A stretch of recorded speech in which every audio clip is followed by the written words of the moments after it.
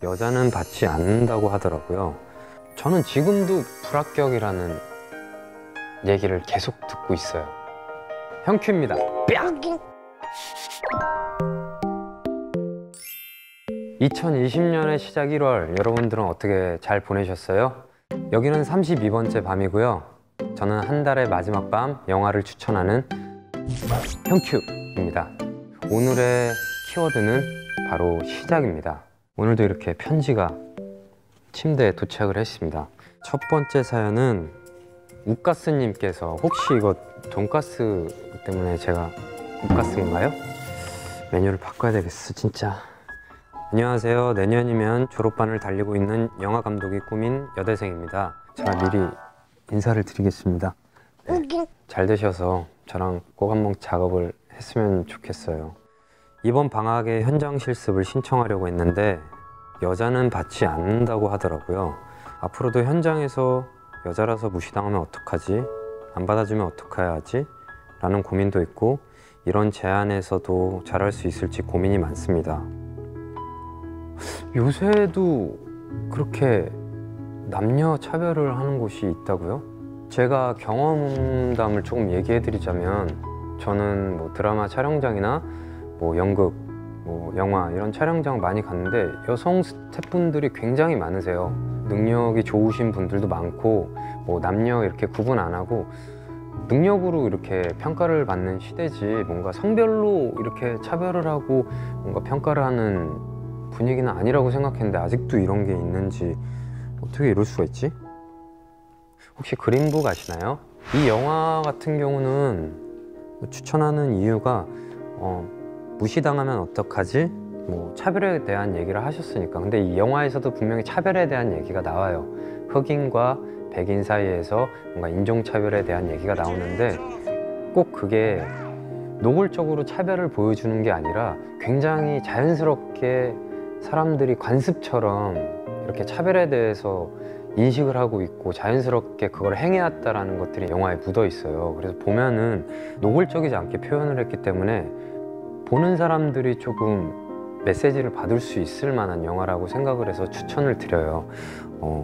우가스님 힘내시고 영화 감독이 돼서 저희 현장에서 만날 때까지 제가 응원하고 있겠습니다. 현장에서 봬요. 팡소영님, 네, 발음을 잘해야 돼요. 팡소연님. 안녕하세요. 저는 발랄한 17살 여고생입니다. 전 중학교 때부터 배우라는 꿈을 갖게 되면서 부모님 반대에도 불구하고 저의 꿈을 계속해서 지켜오고 있었는데요. 드디어 2년 8개월 동안 부모님을 설득하여 연기를 배울 수 있게 되었어요. 정말 너무 행복하고 설레기도 하는데, 한편으로는 잘할 수 있을까라는 의문과 두려움이 저의 마음 한켠에 자리 잡아가고 있어요. 이런 저에게 좋은 영화를 추천해 주세요 라고 보내주셨는데, 저는 연기를 중학교 1학년 때부터 이제 배웠는데 저랑 조금 비슷한 것 같아요. 저는 부모님을 설득했지만 실패했습니다. 그 대신에 할머니께서 몰래, 부모님 몰래 이제 학원비를 대주셔서 저는 연기를 배울 수 있었는데, 그것 때문에 할머니랑 약속을 했어요. 약속을 한 게 이제 예술고등학교에 진학하는 게 공약이었죠. 근데 저는 그거를 지켰고, 지금도 아직도 할머니께서 보내주신 그때 상황이 떠오르는데, 힘들다라는 생각보다 엄청 설레고 재미있었던 기억이 있어요. 제가 그래서 팡소영님께 추천해 드리고 싶은 영화는 파바로티라는 영화인데, 다들 그렇잖아요. 사람들이 내가 하고 있는 일이 재미없어질 때가 분명히 존재합니다. 존재하고, 저 같은 경우에도 항상 뭐 연기하는 게 막 즐겁다, 이거는 거짓말이고, 정말 포기하고 싶을 때도 있고, 뭐 지루해서 다른 거 하고 싶을 때도 있었는데, 이 영화 보면서 조금 제가 하고 있는 일을 조금 더 사랑하고 그런 열정들이 조금 많이 일어났던 것 같아요. 극 중에서 이재훈 씨가 이제 조직폭력배 두목인데, 그런 되게 극단적인 상황 속에서도 자기가 이루고 싶었던 성악가의 꿈을 찾아서 가는, 출발을 시작하는 그런 내용인데, 한번 보시면은 지금 이제 막 연기를 시작하시고 하셨으니까 그런 열정들에 기름을 더 붓는 역할을 하지 않을까 생각해서 저는 이 영화를 추천드리고 싶어요. 나중에 황수 형님 뭐 현장에서 만날 수 있었으면 좋겠네요. 제가 응원하겠습니다. 파이팅! 세 번째 사연인데요. 박지영님께서 보내주신 사연. 안녕하세요. 설레고 기대감이 넘치는 20살입니다. 멀게만 느껴졌던 20살이 되니까 두근두근 하기도 하지만 한편으로는 가족과 떨어져 지내고 학비도 벌어야 한다는 사실이 저에겐 어른이라는 이름의 책임감으로 다가와 너무 두렵기만 합니다. 한창 좋을 때라고 하지만 첫 20대의 시작을 어떻게 시작하고 또 어떻게 두려움을 극복해야 할지가 가장 큰 고민입니다. 여기 추신으로 생일이 1월 27일이라고 만약에 사연이 선택된다면 생일 선물로 1월 말일 읽어주세요 라고 보내주셨는데 생일 선물이 되셨으면 좋겠어요. 네. 두려움과 어려움 20대의 시작, 이거 되게 어려운 문제예요. 저도 사실은 많이 고민을 했던 그런 문제인데 저는 20살이 되면 굉장히 어른이 될 거라는 착각이죠. 지금 생각하면 착각을 많이 했었던 것 같아요. 근데 여러분들도 아시겠지만 고3에서 20살이 됐을 때 사실 달라진 건 주민등록증이 나오고 술집에 들어갈 수 있는 자유가 생기고 이거 말고는 정신적인 성숙도나 이런 거는 20살이 된 거랑 19살이랑 별로 차이가 저는 없었던 것 같아요. 두려워할 필요는 없을 것 같아요. 왜냐면은 지금 어차피 20살을 살고 계시고 지금부터 느끼시는 인생들이 다 박지영님의 소중한 추억거리가 될 수 있기 때문에 힘든 것도 저는 사실은 직면하라고 말씀을 드리고 싶어요. 제가 추천해 드리고 싶은 영화는 고양이를 부탁해 라는 영화인데요. 극 중에서 친구들이 20살이 되면서 각자가 갖고 있는 고민들 이런 것들의 문제점을 겪는 과정을 보여주거든요.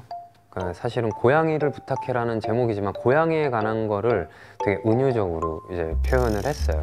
그 고양이를 이제 친구가 선물을 하면서 각자의 상황에 따라서 키우지를 못하기 때문에 이렇게 고양이를 계속 왔다 갔다 이렇게 하는 상황이 되는데 고등학교에서 이제 20살을 넘어온 성인들한테 해주는 그런 메시지 같아요. 그러니까 방황하는 그런 것들을 표현을 해주셔가지고 저는 보면서 굉장히 생각할 거리도 많았었고 일단 그 영화 특유의 분위기가 굉장히 따뜻하고 좋아서 고양이를 부탁해를 보시면 박지영님께서도 그런 두려움보다도 지금 겪고 있는 과정에 대해서 조금 생각할 수 있지 않을까라는 생각이 들어서 저는 이 영화를 추천해 드리고 싶어요.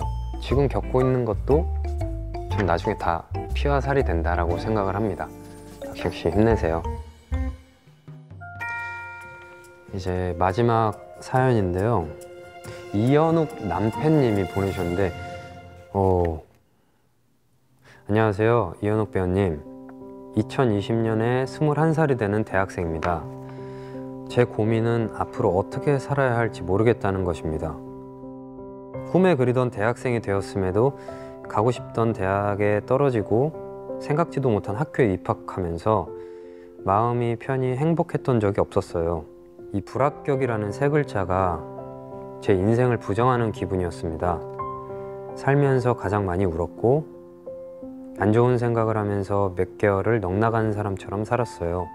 그래도 계속 이렇게 우울하면 안 되겠다고 마음을 먹고 편입을 목표로 정했는데 또 실패를 경험할까 봐 무섭습니다. 다시 실패를 경험한다면 이번엔 진짜 무너져 내릴 것 같아요. 마지막으로 배우님 영상 찾아보면서 우울한 것도 좀 덜해졌어요. 배우님은 제 20년 인생 최고의 배우입니다.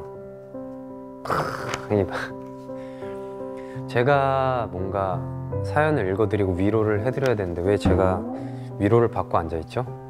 저는 지금도 불합격이라는 얘기를 계속 듣고 있어요. 이게 뭐냐면 제가 배우라는 직업을 하면서 저뿐만이 아니라 모든 연기하시는 분들 혹은 또 다른 직업의 누군가도 계속 듣고 있는 얘기일 거예요. 왜냐면 저를 빗대서 얘기해 주자면 저희 연기하는 사람들은 오디션이라는 걸 보죠. 오디션이라는 걸 보고 불합격 통보를 자주 받습니다. 혹은 통보를 받지 못하는 경우도 있어요. 그럴 때는 정말 잔인한 게 제 스스로한테 불합격이라고 각인을 시켜요. 그러면은 그때 드는 감정들, 우울감, 공허함, 그리고 자존감이 떨어지는 거를 수없이 느끼고 있어요. 지금도 그러고 있고요. 저는 직면하라고 말하고 싶은데 저를 대입해서 얘기해주면, 저 같은 경우는 이렇게 궁지에 몰리고 힘들 때 저를 도마 위에 올려요. 그러니까 한마디로 낭떠러지로 저를 끌고 가서 저한테 물어봐요. 포기하던지 아니면은 제대로 하던지 라고 했었을 때 항상 저는 다행히도 제대로 하던지를 선택을 했던 것 같아요. 안 그랬으면은 연기 저도 그만뒀을 것 같아요. 사실 지금도 그래서 저는 항상 뭐 힘들거나 그럴 때 도마 위에 올려서 저한테 스스로에게 좀 많이 물어보는 습관이 들었는데, 이 남편님도 한번 물어봤으면 좋겠어요. 스스로한테 이 불합격이라는 게 나를 이렇게 쓰러뜨릴 정도로 엄청난 것인가에 대해서 한번 생각해 봤으면 좋겠고, 그리고 저는 받아들였으면 좋겠어요. 불합격을 받아들이는 게 좀 중요하다고 말씀을 드리고 싶은 게, 제가 많이 발전했던 시기들을 생각을 해보면은 제가 모자란 거를 받아들였을 때 저는 제일 많이 발전을 했었던 것 같아요.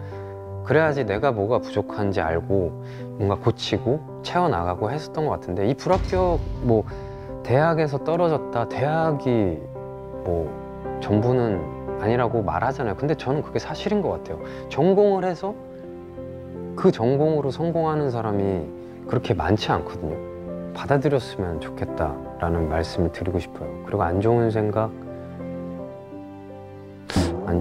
같아요.